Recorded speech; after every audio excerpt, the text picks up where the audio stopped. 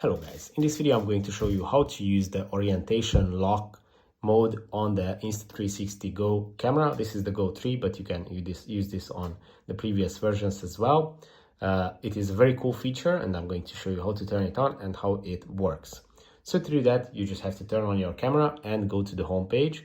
And on the home page, you have to swipe from the top of the screen. When you see this menu, you have to select the first option, which is going to be this little lock icon with the circle around it.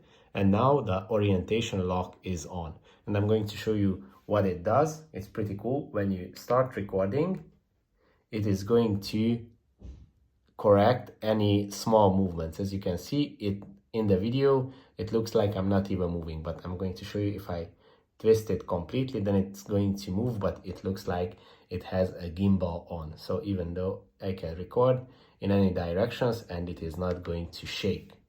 So I'm going to show you again. I'm moving the camera, but it moves very slowly and it corrects for any shaking.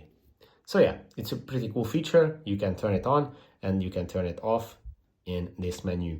I hope this video was helpful for you. Please consider sending a super thanks donation.